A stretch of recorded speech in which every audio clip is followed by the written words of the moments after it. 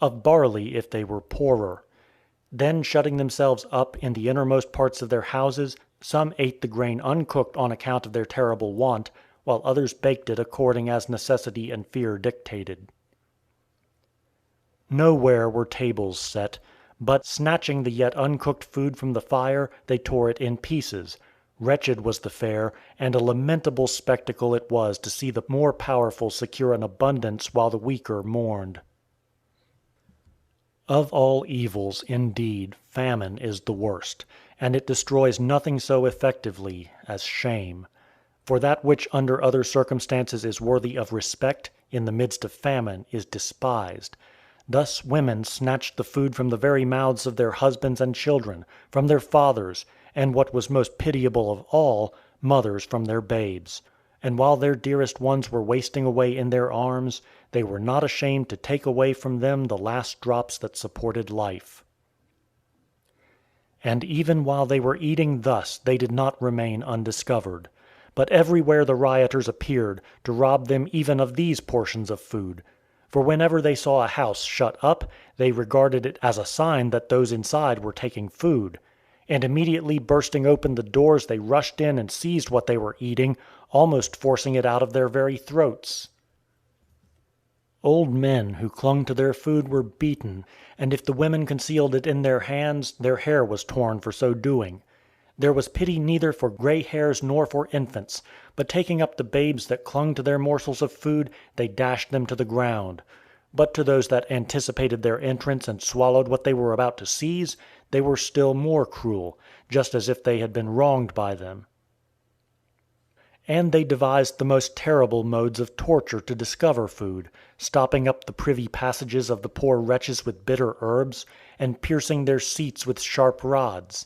And men suffered things horrible even to hear of, for the sake of compelling them to confess to the possession of one loaf of bread, or in order that they might be made to disclose a single drachma of barley which they had concealed.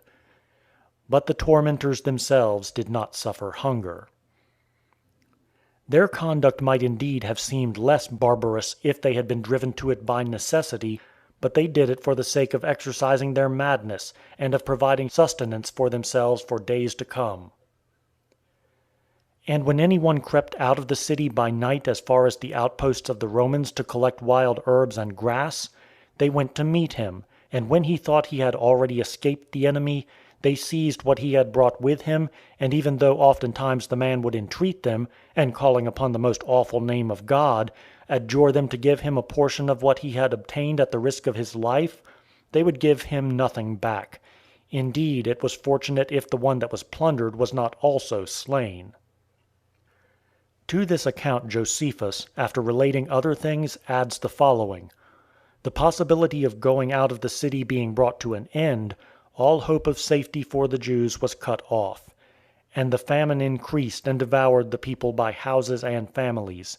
And the rooms were filled with dead women and children, the lanes of the city with the corpses of old men.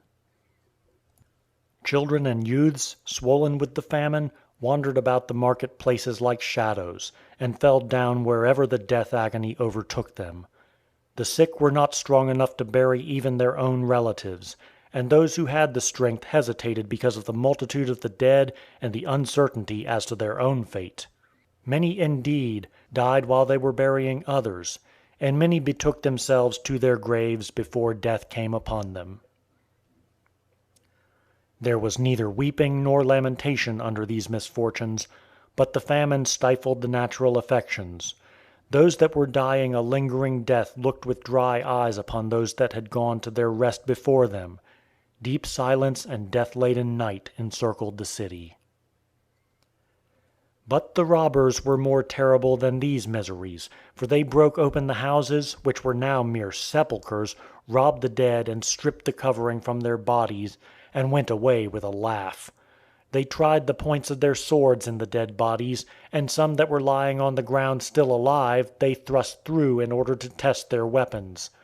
But those that prayed that they would use their right hand and their sword upon them, they contemptuously left to be destroyed by the famine.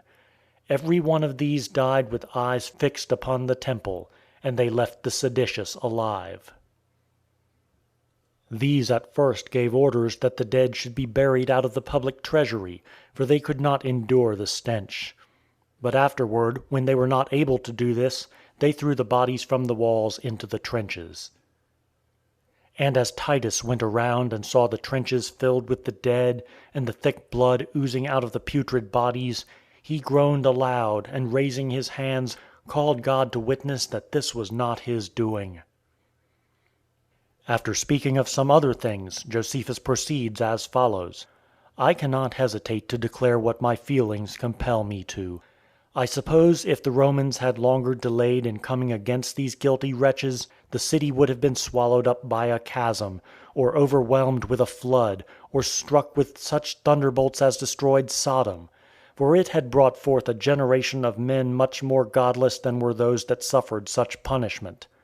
By their madness indeed was the whole people brought to destruction.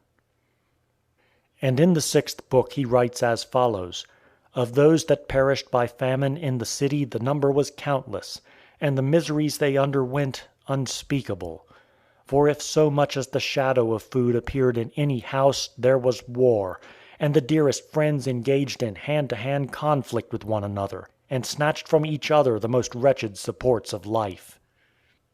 Nor would they believe that even the dying were without food, but the robbers would search them while they were expiring, lest any one should feign death while concealing food in his bosom. With mouths gaping for want of food, they stumbled and staggered along like mad dogs, and beat the doors as if they were drunk, and in their impotence they would rush into the same houses twice or thrice in 1 hour. Necessity compelled them to eat anything they could find, and they gathered and devoured things that were not fit even for the filthiest of irrational beasts. Finally, they did not abstain even from their girdles and shoes, and they stripped the hides off their shields and devoured them. Some used even wisps of old hay for food, and others gathered stubble and sold the smallest weight of it for 4 Attic drachmae. But why should I speak of the shamelessness which was displayed during the famine toward inanimate things?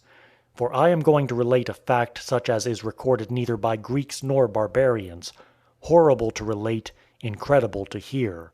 And indeed I should gladly have omitted this calamity, that I might not seem to posterity to be a teller of fabulous tales, if I had not innumerable witnesses to it in my own age. And besides, I should render my country poor service if I suppressed the account of the sufferings which she endured. There was a certain woman named Mary that dwelt beyond Jordan, whose father was Eleazar, of the village of Bathazor, which signifies the house of hyssop. She was distinguished for her family and her wealth, and had fled with the rest of the multitude to Jerusalem, and was shut up there with them during the siege. The tyrants had robbed her of the rest of the property which she had brought with her into the city from Perea. And the remnants of her possessions and whatever food was to be seen the guards rushed in daily and snatched away from her. This made the woman terribly angry, and by her frequent reproaches and imprecations she aroused the anger of the rapacious villains against herself. But no one either through anger or pity would slay her, and she grew weary of finding food for others to eat. The search too was already become everywhere difficult, and the famine was piercing her bowels and marrow, and resentment was raging more violently than famine. Taking therefore anger and necessity as her counselors, she proceeded to do a most unnatural thing. Seizing her child, a boy which was sucking at her breast, she said, "O wretched child, in war, in famine, in sedition, for what do I preserve thee? Slaves among the Romans we shall be even if we are allowed to live by them. But even slavery is anticipated by the famine, and the rioters are more cruel than both. Come, be food for me, a fury for these rioters, and a byword to the world, for this is all that is wanting to complete the calamities of the Jews." And when she had said this, she slew her son, and having roasted him, she ate 1/2 herself, and covering up the remainder, she kept it. Very soon the rioters appeared on the scene, and smelling the nefarious odor, they threatened to slay her immediately unless she should show them what she had prepared. She replied that she had saved an excellent portion for them, and with that she uncovered the remains of the child. They were immediately seized with horror and amazement and stood transfixed at the sight. But she said, "This is my own son, and the deed is mine.